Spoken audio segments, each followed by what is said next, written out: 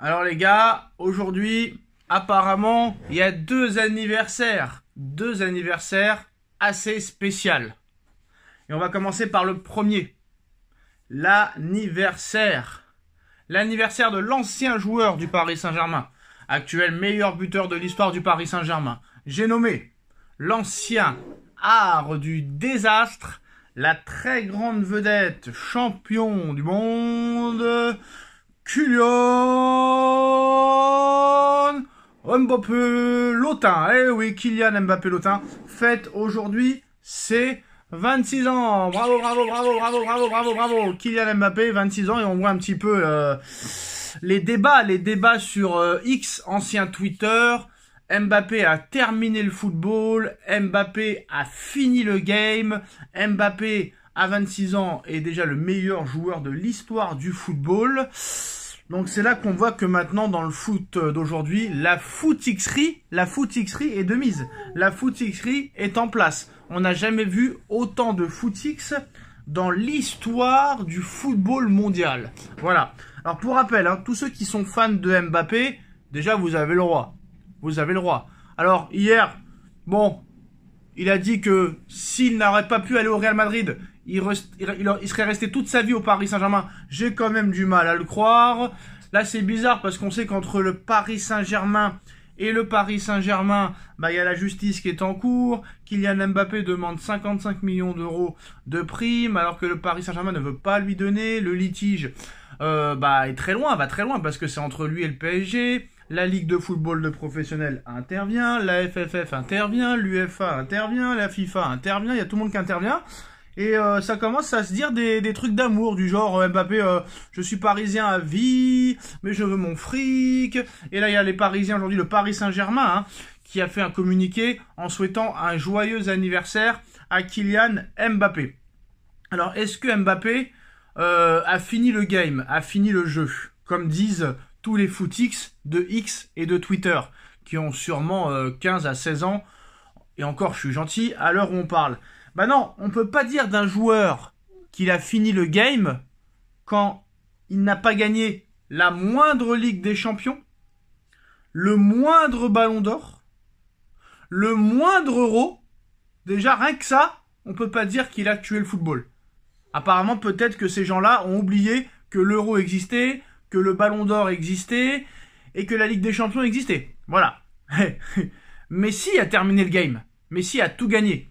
Euro, Coupe du Monde, Ligue des Champions, Ligue 1, Championnat espagnol, Copa América. Messi a tout gagné. Donc lui, tu peux dire qu'il a fini le game. Ronaldo, très grand joueur, mais il n'a pas fini encore le game, vu qu'il n'a pas été champion du monde. Donc non seulement Mbappé a 0 Ballon d'Or, 0 Euro, 0 Ligue des Champions, 0 but marqué dans le jeu dans un Euro, 0 FIFA The Best, 0 soulier d'or. Est-ce que je m'arrête là ou je continue? Non, je pense qu'il faut mieux quand même s'arrêter là. Donc voilà, Mbappé n'est pas le plus grand joueur de l'histoire du football. Tu as des joueurs comme Pedro qui ont gagné des Coupes du Monde, des Euros, 4 Ligues des Champions, et bizarrement on n'en parle pas. On n'en parle pas trop de Pedro. Donc à un moment donné, il faut arrêter de prendre Mbappé pour un dieu. Ce n'est pas un dieu. Il avait très bien commencé en étant champion du monde à 19 ans. On pensait réellement qu'à 19 ans, quand il a gagné cette Coupe du Monde, il aurait déjà 3 ou 4 ballons d'or d'ici là, 2024. Mais ça n'est pas le cas. Et on va pas se mentir, c'est très mal parti pour être ballon d'or 2025. Parce que je suis désolé. Quand tu prends des 4-0 contre le Barça, des trucs contre Liverpool, des trucs contre Lille et machin, ça va être dur. Maintenant, on sait que Vinicius le veut, que Bellingham le veut, que Salah est très bien parti pour l'avoir, que Rafinha a faim aussi de Ballon d'Or au Barça. Donc après, voilà, qui aurait cru que Rodri l'aurait eu? Donc tout est possible. Mais voilà, à 26 ans, il est très loin d'avoir terminé le game. Quand il aura gagné l'Euro, la Ligue des Champions, et qu'il aura eu au moins un Ballon d'Or, là peut-être on pourra en rediscuter et en parler. Mais à l'heure actuelle, il est très très très très loin d'avoir terminé le football. Il a ses 26 ans aujourd'hui, il est plus proche de la trentaine que de la vingtaine. Et il faut pas oublier quand même qu'il a perdu sa rapidité, il a perdu sa vitesse, il a perdu sa frappe de balle, il a perdu sa persécution, il a perdu énormément de choses, Kylian. Donc à un moment donné, voilà. Si ce style de joueur-là vous a fait rêver pendant plusieurs années, c'est bien. Mais les mecs comme lui, qui ont eu des grandes carrières, ont été au top jusqu'à au moins 33-35 ans. Et je suis pas sûr que lui, ça soit le cas dans les prochains mois. Après, on verra ce qu'il se passera. Tout peut se passer. Voilà. Donc après, il a assuré que peut-être que si jamais il n'avait pas été au Real Madrid, il serait resté au Paris Saint-Germain toute sa vie. Franchement, j'y crois moyen. Vu ce qui est en train de se passer en plus. Après, vu le salaire qu'il touchait, tout est possible à l'heure où on parle. Mais bon, maintenant c'est du passé. Maintenant il est madrilène. On verra ce qui se passera. Nous, il faut qu'on se concentre sur le Paris Saint-Germain. Bon, c'est en train de bien de se passer du côté du PSG en ce moment. Bonne nouvelle pour le Paris Saint-Germain. On a vu que Ruben Dias sera forfait pour 1 mois. Donc normalement, Ruben Dias sera remis juste pour le match du PSG. Mais quoi qu'il en soit, qu'il revienne ou pas, il ne sera pas à 100%. Ça fait un blessé de plus dans l'équipe de Guardiola. Et on sait que l'équipe de Guardiola est en crise. Sur les 11 derniers matchs, Manchester City a subi 8 défaites et 2 matchs nuls. Seulement une victoire contre Nottingham Forest. Donc on verra dans quel état sera Manchester City dans un mois. Faut pas oublier que City va jouer... comment on appelle ça ? je sais plus comment on appelle ça pendant l'hiver. Je le connais par cœur, le nom, j'arrive pas. Bref, ils vont jouer le 25, ils vont jouer le 1er janvier. Donc voilà, le Boxing Day, j'avais oublié ce nom. Et ben je m'en rappelle. Donc voilà, ils vont y laisser des plumes. Surtout que voilà, Rodri n'est pas prêt de revenir. Depuis que Rodri n'est plus là, c'est plus la même chose du côté de Manchester City. Un Manchester City en crise, un Paris Saint-Germain qui monte tout doucement, tranquillement en puissance. On verra le match de dimanche contre Lens. On verra ce qui se passera lors de ce mercato. Apparemment, le Paris Saint-Germain cherche en priorité un défenseur central droitier ainsi qu'un ailier droit. Et apparemment, le Paris Saint-Germain a accéléré très sérieusement les contacts et les négociations avec l'Olympique Lyonnais pour Ryan Cherki. Le candidat le plus sérieux se nomme Paris et Liverpool. Donc voilà, apparemment, c'est une priorité de Monsieur Enrique qui voudrait Ryan Cherki. Et le Paris Saint-Germain serait prêt à mettre 25 millions sur Ryan Cherki alors que Lyon en demande 30. Bah oui, pour les autres clubs, c'est 15 millions. Pour le Paris Saint-Germain, c'est 30 millions. Surtout que John Textor déteste le Paris Saint-Germain. C'est pas lui qui va nous faire des cadeaux. Vu le niveau de Ryan Cherki en ce début de saison, 30 millions, 23 ans, on peut pas dire que c'est cher. On peut pas dire que c'est cher. Et moi, à l'heure où on parle, je préfère Ryan Cherki que Marcus Rashford. C'est clair, c'est net, c'est précis. Tchuss.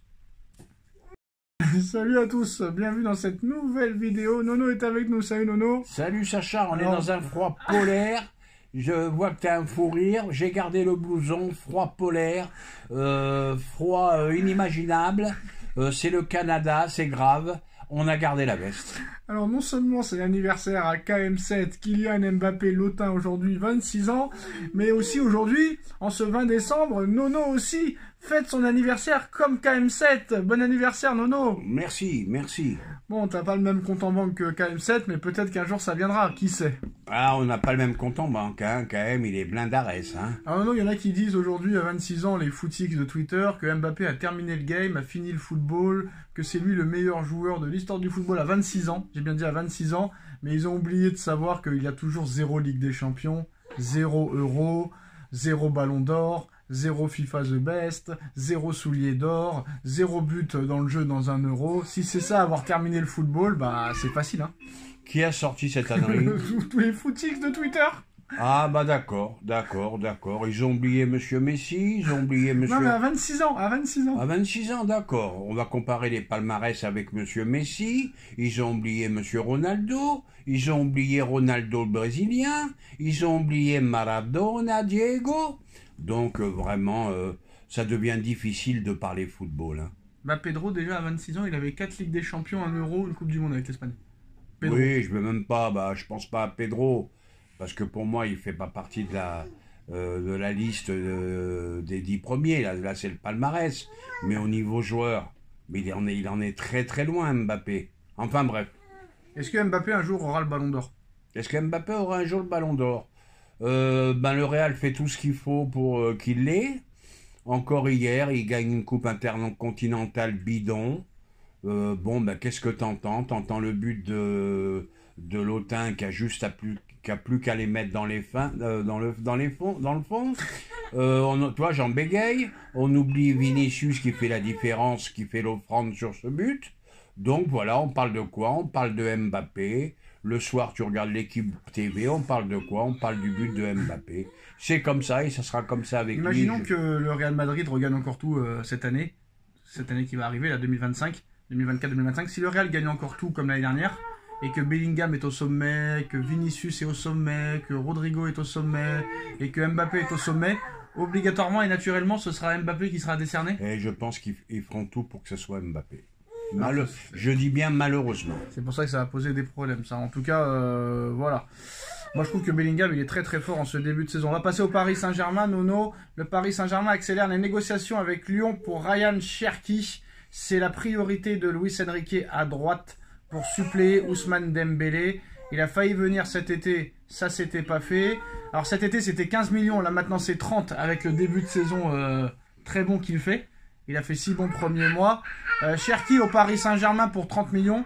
Est-ce qu'il faut y aller? Est-ce qu'il faut insister ou pas? Cherki à 30, faut y aller, c'est des grosses promesses, mais attention, ça y est, la hype, hein. Il y a 2-3 mois, plus personne n'en voulait, on voulait même plus en entendre parler, que c'était même pas un joueur de football, c'était un joueur de futsal. Donc voilà, c'est parti. C'est malheureux qu'on n'attend pas, comment dirais-je, la confirmation des performances. Ça y est, la hype, Cherki est parti. Ouais, mais Cherki, il a commencé à 16 ans, hein, à Lyon. Hein. Bon, ben, faut vite le prendre à 30, parce que s'il continue à ce train-là, ça peut monter 50, 60. Surtout que Textor ne fera aucun cadeau. Hein. C'est sûr, lui qui voulait nous botter le cul, d'ailleurs. Alors, Pogba en route pour l'Olympique de Marseille, Nono. Hein, Benatia a, on va dire, confirmé sans confirmer. Paul sait le respect que je lui porte et l'affection. Ils ont joué ensemble à la Juve. Et au-delà du top joueur, c'est un vrai leader. Pablo Longoria a parlé de lui, il a tout dit, forcément, tu le vois sur le marché, tu as envie de jeter un œil. Est-ce qu'il peut venir cet hiver? Aujourd'hui, il faut faire attention aux équilibres, on a des joueurs très performants au milieu. Concrètement, est-ce que Marseille peut se permettre de ramener un joueur comme Pogba, alors que City était intéressé, mais City s'est très vite mis hors du coup? Oui, City ont dû réfléchir et Marseille va faire une erreur fondamentale. Pourquoi? S'il vient. Pardon? S'il vient, ils vont faire une erreur fondamentale. Pourquoi? T'as déjà Rabiot et le Suédois qui sont au milieu. D'ailleurs, tu savais que le Suédois Højbjerg, tu parles de Danois. Oui, du Danois, pardon. Tu savais qu'il était français? Je le savais pas. Sa mère est française, il s'appelle Pierre-Émile. D'accord. Bon, c'est un excellent milieu de terrain, donc t'as ces deux-là. T'as Rongier qui revient très très fort. Qu'est-ce que ça risque? Ça risque de mettre Rongier sur le banc. Économique, Nono, économique. Laisse-moi finir, de déséquilibrer le milieu d'ailleurs, et qu'on vienne m'expliquer qu'un joueur qui n'a pas joué depuis 2 ans, et qui a été sujet à blessure sur blessure... Kanté, il n'a pas joué pendant 1 an, il a été très bon à l'Euro. Ben Arfa, en 2016, il n'avait pas joué pendant 1 an et demi, il a été très bon avec Nice. Ça veut rien dire, ça. Oui, mais je pense pas qu'ils ont accumulé le nombre de blessures de Pogba en si peu de temps. Quoi qu'il en soit, niveau économique, tu sais que ça ferait vendre des maillots. Voilà, on revient à l'économie, on vend des maillots, la hype Pogba qui va partir, le stade Vélodrome en folie, et puis voilà. Et j'ai bien peur que ça soit un échec. Hein. Alors, on va revenir sur, vous savez, le joueur de Monaco là qui a... Singo là, qui a fracassé la tête à Monsieur Donnarumma. Non seulement il n'a pas eu de carton rouge ni de carton jaune, mais seulement un match de suspension, mais rien à voir avec la faute, c'est pour accumulation de cartons jaunes. Donc il n'a pas été sanctionné par la commission de discipline pour ce geste. Bah lui, il faut plus l'appeler Singo, il faut l'appeler le boucher. C'est plutôt la LFP qu'il faut appeler boucher. Ah, j'en sais rien, j'ai vu le match, mais pendant tout le match, il a été à la limite de la régularité. Et il a mis Donnarumma dans un état. Si là, ça mérite pas le rouge, eh ben, faut arrêter la VAR, faut arrêter les cartons, faut tout arrêter. Oh non, j'ai lu un commentaire hier d'un gars sur notre vidéo du débrief de Monaco PSG. Oui. Il nous dit, Nono et Sacha, comment vous allez faire à partir du 1er janvier? Tous ceux qui sont au RSA devront faire 15 semaines d'activité de formation. Bon, bah alors je vais lui répondre. Comment il s'appelle? Ah, il s'appelle René les yeux bleus. Alors René les yeux bleus, bon déjà ton prénom il n'est pas terrible. Hein. Alors René les yeux bleus, bah le RSA, je connais pas. Tu dois me voir sur l'écran là, tu dois voir l'âge que j'ai. Je te souhaite d'avoir travaillé autant que moi. Et je te dis de suite, mon petit, les yeux bleus ou les yeux verts. Je te dis de suite, j'ai pas besoin de YouTube pour vivre, hein. T'as pas besoin? T'as pas besoin? J'ai pas besoin. Ok. Bon, en tout cas, voilà, bientôt... Parce que si j'étais au RSA à mon âge, ça serait grave, frère. Alors voilà.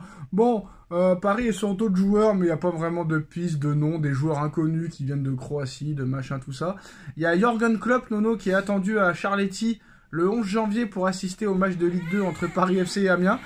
Même si pour l'instant on n'en parle pas, s'ils montent en Ligue 1 et que vraiment ils y mettent les moyens, est-ce que Klopp peut devenir l'entraîneur de Paris FC? Et pourquoi pas, moi je dis. Pourquoi pas? Pourquoi pas? Avec des moyens, un Klopp entraîneur, ça peut se faire. Red Bull au milieu. Il y a de quoi faire, il y a de quoi faire.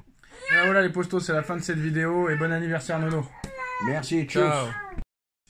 On est de retour pour une nouvelle vidéo, salut Nono. Salut Sacha. Alors Nono, première information, le Paris Saint-Germain s'active en coulisses pour Ryan Cherki. Ça pourrait se faire dès cet hiver. Alors le problème, c'est qu'il y en a qui sont pour au club, mais il y en a qui sont contre. Alors qui est contre, qui est pour? C'est ça de savoir le problème. Est-ce que c'est Enrique qui est contre ou qui est pour? Est-ce que c'est Campos qui est contre ou qui est pour? Est-ce que c'est Nasser qui est contre ou qui est pour? Qui est pour, qui est contre? Moi je dirais que Cherki, il est désiré par... Enrique, mais pas par les autres, c'est mon avis. Eh ben, on est d'accord. Enrique aime les joueurs de ballon. Cherki, quoi qu'on en dise, est un joueur de ballon, très bon technicien.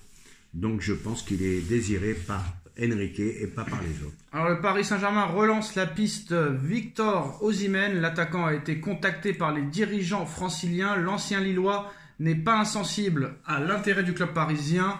Dossier complexe, pas de certitude quant à la validation de cette piste par Luis Enrique, qui n'en voudrait pas. Eh ben voilà, c'est le sens inverse de Cherki. Là, Enrique n'en veut pas. Et les autres en veulent. Et Campos le veut. Bon, alors si je peux donner mon avis. Bah, lequel faut-il faire venir? Lequel faut-il faire pas venir? Faut-il faire venir aucun ou les deux en même temps? Je pense qu'on a quand même plus besoin d'Osimhen que de Cherki. Cherki, ce n'est qu'une promesse. Osimhen, il a quand même déjà un palmarès. Il a quand même été champion d'Italie après une saison exceptionnelle. Moi, je suis pas d'accord. Prêté comme ça, on ne sait pas comment, à Galatasaray où il fait un carton. Ah, parce qu'il a eu un conflit avec Aurelio De Laurentiis. Mais moi, honnêtement, Nono, quand je vois la forme de Ramos sur ses 3 derniers matchs de retour, 3 buts, alors qu'il n'est pas souvent titulaire, je me dis que si Ramos est titulaire, c'est l'attaquant qu'il nous faut. S'il se blesse pas, c'est l'attaquant qu'il nous faut. Et là, on va dépenser quoi? 60 millions d'euros encore pour un joueur qui ne jouera pas si Enrique n'en veut pas. Bah, donc là, ça sert à rien. Là, tu m'as bloqué, et Ben oui. t'as pas tort, t'as pas tort. Ça sert à quoi? Peut-être qu'on a notre avant-centre. Tu vas refaire comme Kolo Muani, dépenser une tonne pour le laisser sur le banc? Voilà. Kolo Muani, il est même pas dans le groupe, il a même Parce pas encore été pris. attention, s'ils le prennent et Enrique le veut pas, Voilà. t'as 260, là t'as plus 180, t'as 270 millions sur le banc. Là. Donc maintenant, bah voilà, donc pour l'instant c'est plus Cherki que Osimhen, mais à l'arrivée c'est Nasser qui décide. Kolo Muani n'en voulait pas, il l'a quand même recruté, en se disant bah quoi qu'il arrive, il le fera jouer. Quoi qu'il arrive. Ah, il a voulu faire plaisir à comment tu l'appelles? À Monsieur Lautin. À Lautin. Donc voilà, sur sa prolongation, il dit un nouveau contrat pour moi, je suis très content de l'effectif que j'ai, il faudra être attentif lors du prochain mercato. Nous nous renforcerons s'il y a une opportunité, mais je suis satisfait de l'équipe que j'ai. Alors c'est ce qu'il disait depuis le début, la presse a dit le contraire il y a un mois, mais bon, comme c'est pas sorti de sa bouche, on va plus croire lui que la presse. Il est quand même satisfait de son groupe, mais il dit quand même que s'il y a des opportunités, il faudra les recruter. Mais il faut pas refaire comme l'année dernière, Moscardo et Beraldo, hein. Ça sert à rien. 40 millions quand même, hein. 40 millions, même plus que ça, 44 millions pour un joueur qui ne joue même pas à Reims, qui a été prêté, qui a jamais joué un match au PSG, et un mec qui joue un match sur 5 à Paris. C'est là que tu vois que les fonds sont illimités. Tu vois que Beraldo joue un match tous les 100 ans, que l'autre il est prêté à Reims, il joue même pas. Tu vois que tu as 2 joueurs à 90 millions qui ont ciré le banc, même si je dis 90, si c'est 85, c'est pas grave. On n'est plus à 5 millions près. Là, quand tu vois la somme d'argent jetée, tu te poses des grosses questions. C'est là que tu vois que les qu'ils ont par contre, ils peuvent balancer 44 millions comme ça à la poubelle. Eh ben, c'est là que tu vois que c'est des fonds illimités, alors qu'avec cette somme-là, tu t'achetais un très gros défenseur central et un très gros milieu de terrain, et au revoir monsieur dame, ça suffisait. Voilà. Alors bon, qui dit que s'il y a des opportunités, il recrutera. Apparemment, les deux priorités, c'est une concurrence à Bradley Barcola et un défenseur central, sachant que Monsieur Skriniar va partir cet hiver et il est normalement acté que Kolo Muani partira. Paris est à l'écoute de toutes les offres et serait prêt à le laisser partir à 50 millions d'euros. Il y a quand même 40 millions d'euros perdus. Bon, 40 millions d'euros perdus. Là, toi, tu me parais optimiste. Je pense c'est eux qui demandent, c'est pas moi. D'accord, mais moi, je pense qu'il partira avec un prêt avec option d'achat. Voilà, personne aujourd'hui ne mettra 50 millions cash sur Kolo Muani. J'espère me tromper. Je pense que ça sera un prêt avec option d'achat. Encore, tu vas me dire, c'est pas mon oseille, hein, mais encore une grosse perte d'argent. Incroyable. Alors, comment expliquez-vous la méforme actuelle de Monsieur Bradley Barcola ? Je suis très satisfait de Barcola. Pour vous, au début de saison, c'était Maradona et d'un coup, vous ne l'aimez plus. Ça marche pas comme cela pour nous. Eh ben, il a raison. Moi, le premier. Voilà. Phénomène.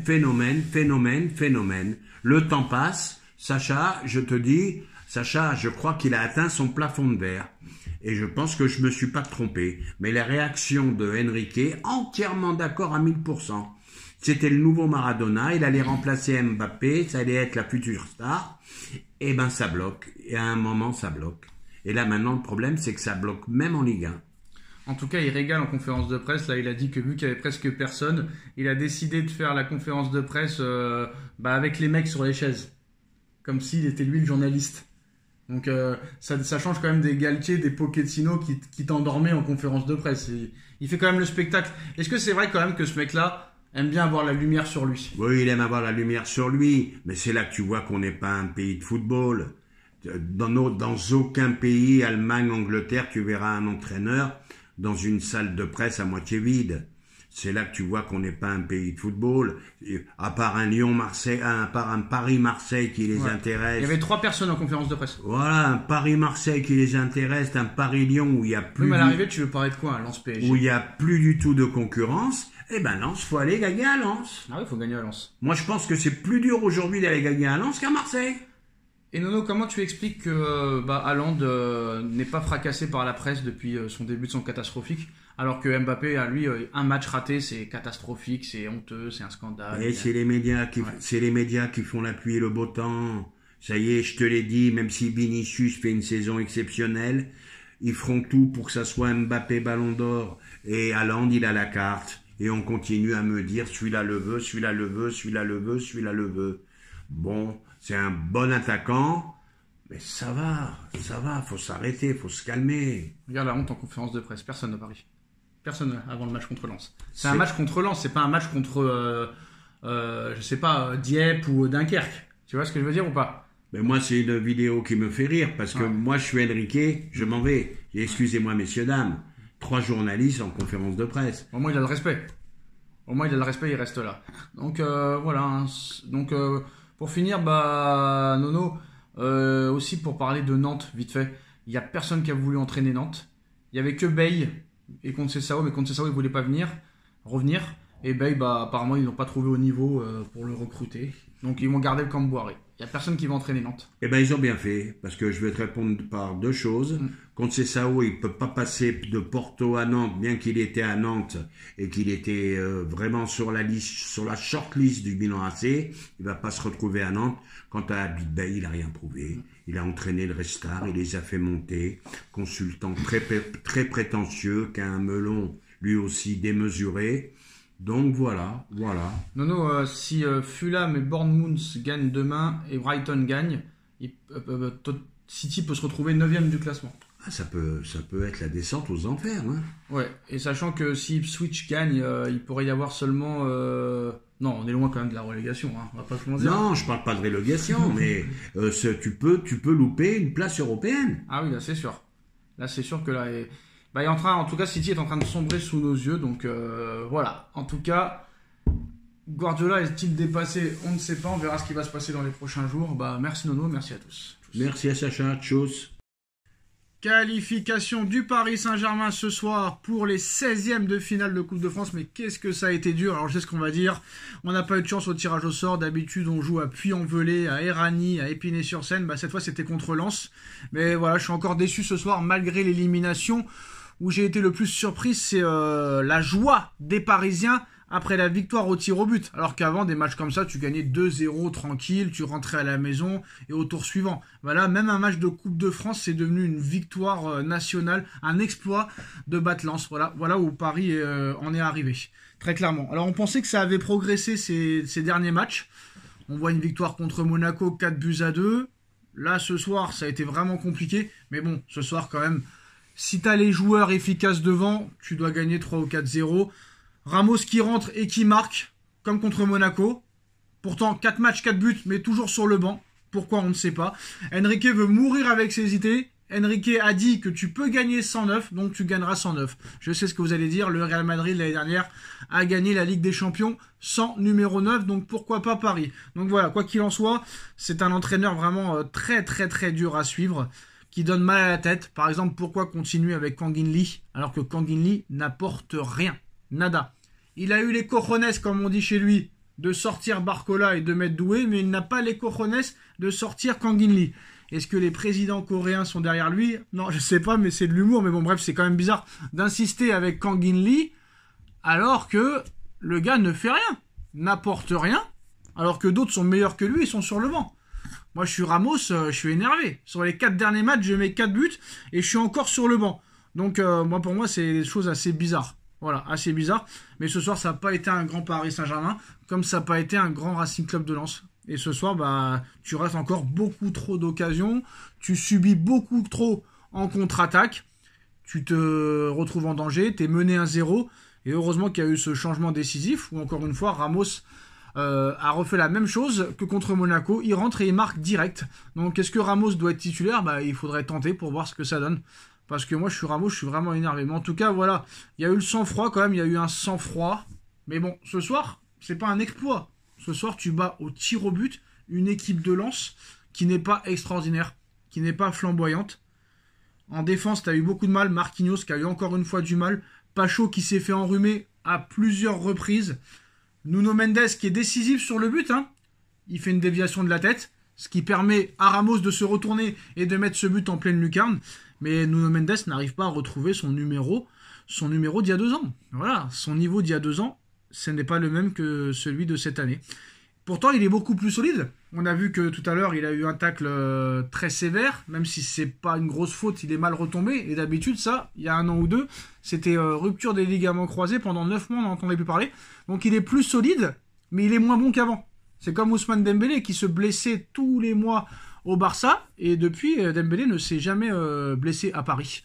Alors, est-ce qu'il y a eu des progrès au niveau de la médecine, au niveau des kinés, au niveau des préparateurs physiques? Je ne sais pas.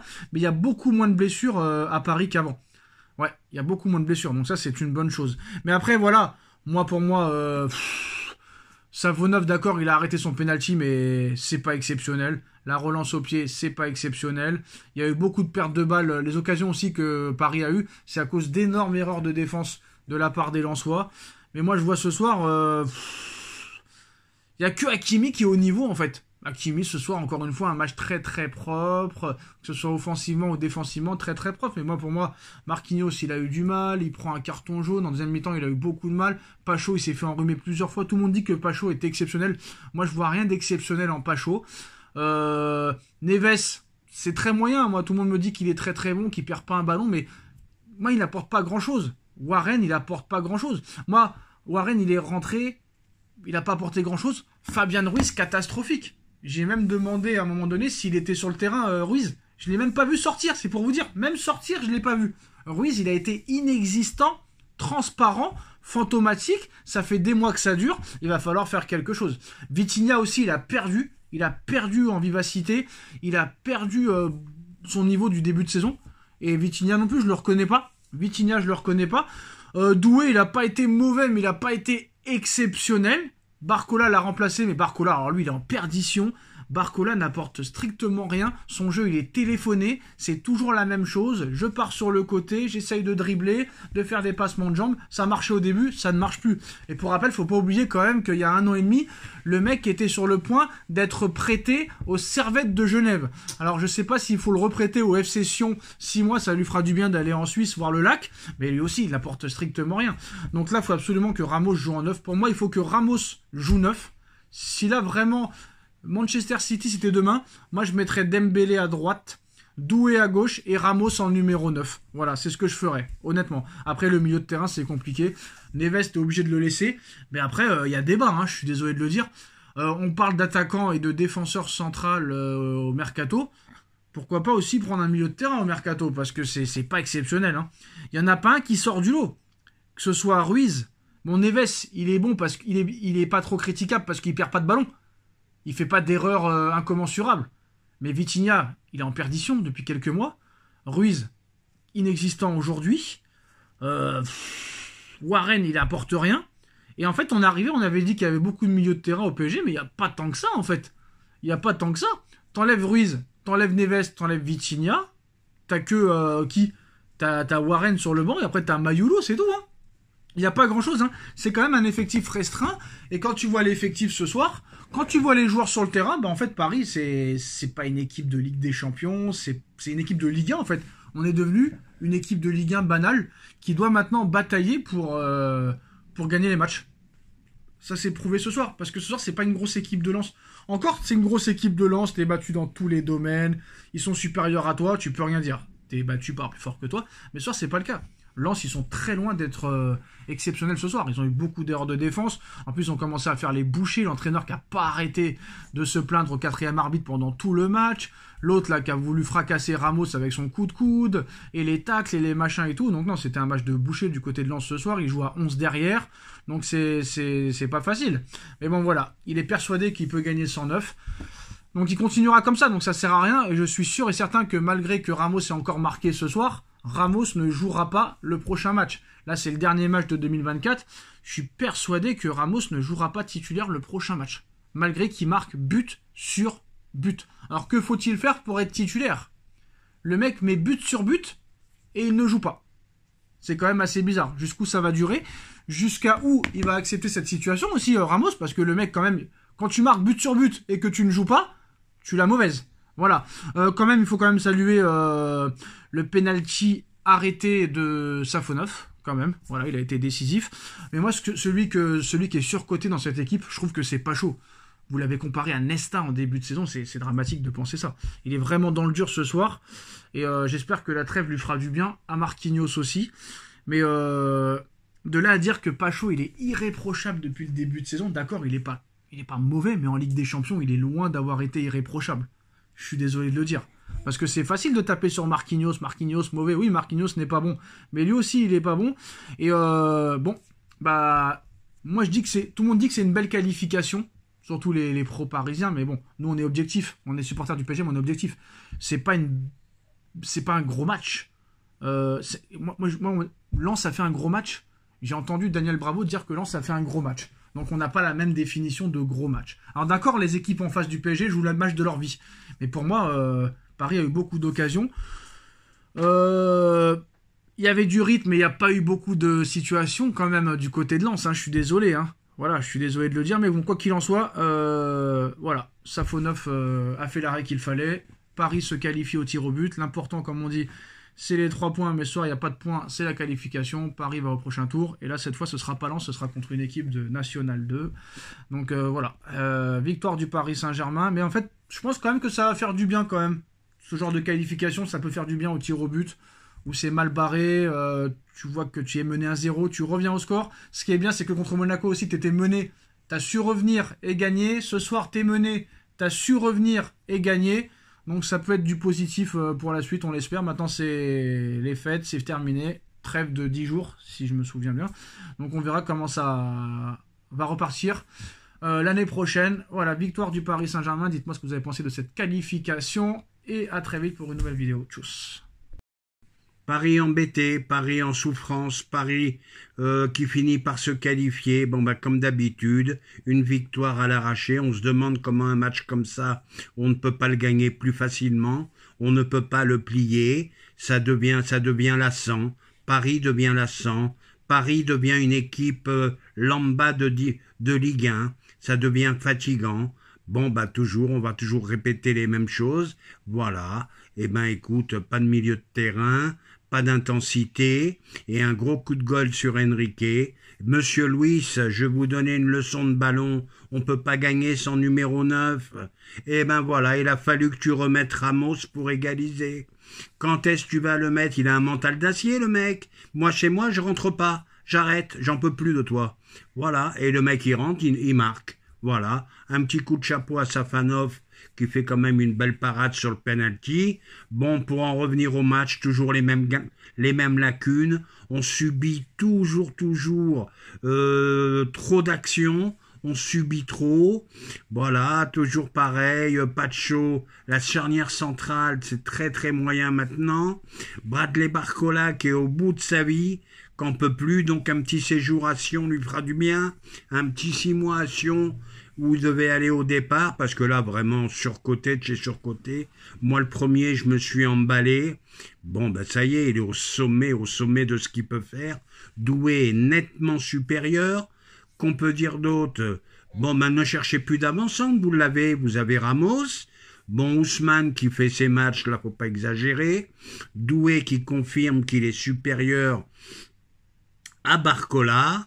Milieu de terrain, bon, même milieu de terrain un peu faiblard. Je trouve Vitinha un peu moins bien que d'habitude. Bon, ben Zahir Emery, ben voilà, c'est toujours pareil. Ça a été la grosse hype. Et ça va se révéler un bon joueur de Ligue 1 sans plus. Bon ben voilà, le Paris qualifié, Paris libéré, mais alors que ce fut compliqué. Maintenant, si je vais vous parler d'autre chose, j'ai vu du très beau football hier soir. J'ai peut-être vu l'une des meilleures premières mi-temps depuis très longtemps, et ça a été vraiment un scandale qu'ils n'arrivent pas à gagner. La première mi-temps du Barça contre l'Atlético, ça a été un amour de football, ça a été un football total comme j'en ai pas vu depuis les grandes années Guardiola. Et un hold-up est arrivé, comme contre le Paris Saint-Germain. Voilà, battu 2-1 à la 98e minute. Mais quelle première mi-temps! Un duo Xavi-Gavi que tu te demandes si c'était pas Iniesta et Xavi, vraiment un grand Barça. Tu te demandes comment ils n'ont pas gagné ce match. Comme quoi le football est très cruel quelquefois. Est-ce que bien jouer suffit? Pas toujours, malheureusement. Voilà, bon, ben, je préfère perdre, la vérité. Je vais peut-être vous surprendre, mais cette première mi-temps est exceptionnelle du Barça. Je préfère perdre comme ça que gagner comme a gagné l'Atlético. Et puis, que dire d'autre? Bon, bah, deuxième tour, on va retourner au PSG. Deuxième tour de Coupe de France qui s'annonce très facile. Je connais même plus le nom de l'équipe qu'ils vont rencontrer. Bon, t'as un Lille-Marseille qui s'annonce très compliqué. Voilà, bon, ben, que dire d'autre? Espérons le rétablissement de Donnarumma.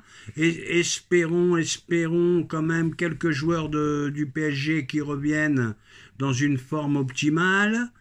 Et puis, que dire d'autre? Eh ben, Luis, je t'en supplie, tu ne peux pas gagner 109. Moi, je veux bien que tu meurs avec tes idées. Même Guardiola a cédé à la fin. Il y a bien un moment, il va falloir que tu vois les choses en face. Donc, c'est tout ce qu'il y a à souhaiter. Un numéro 9. Et le numéro 9, vous l'avez, il s'appelle Gustavo Ramos. Voilà, donc l'avancante, on l'a, c'est Gonzalo Ramos. Bon, qu'aller chercher qui? Aller chercher quoi? Bon, là, on parle de Kolo Muani à Manchester City.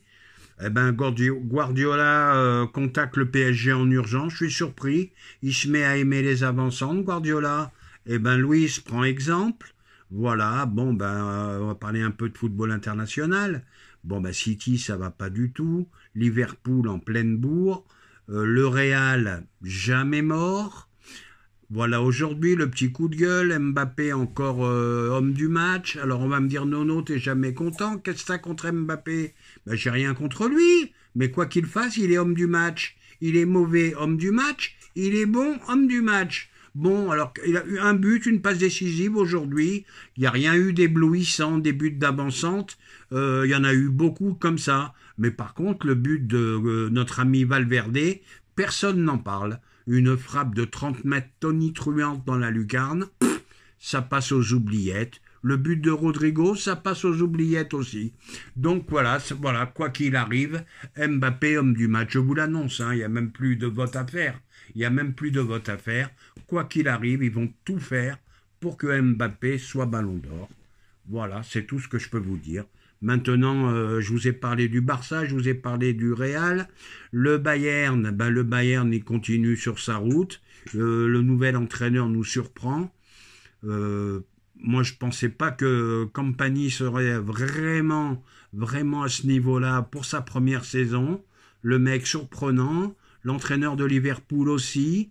Voilà, des clubs qui travaillent bien, qui vont chercher des entraîneurs. Pas obligatoirement aller chercher des noms. Voilà, donc comme quoi ça peut bien se passer. Il faut arrêter avec les noms. Bon, maintenant, on va revenir un petit peu sur le PSG. J'espère que Enrique va quand même faire comment dirais-je, les restructurations qu'il faut faire. Il y a des choses qui vont pas non plus. Voilà, un coup tu mets Ruiz, un coup tu mets pas Ruiz, un coup c'est Colo, un coup c'est Doué, un coup d'avant-centre, un coup pas d'avant-centre. Bon, grosse déception, moi le premier je me suis enflammé. Et là je reconnais mes erreurs, je me suis enflammé grave. Il a atteint le sommet de ce qu'il peut faire, Bradley Barcola. Il a atteint le sommet de ce qu'il peut faire. C'est pas un joueur de Ligue des Champions, c'est un joueur de Ligue 1, tout simplement. Je crois beaucoup plus en Désiré Doué. Alors on va me dire, non, ça y est, tu recommences pareil. Il a fait 2 matchs, ça y est, tu t'affoles. Non, je pense tout simplement qu'il a plus de talent. Voilà, et que dire d'autre Eh ben, Safanov, bon, il nous sauve sur les pénaltys, mais je vois pas un grand gardien en devenir. Je crois que Marquinhos, eh ben, je pense que si c'était sa dernière année, ça serait bien. De plus en plus en difficulté. Bon soldat, ça fait 11 ans qu'il est là. Bon, ben, il est temps de passer à autre chose, Pacho, bon défenseur central, rugueux, mais c'est pas le phénomène annoncé.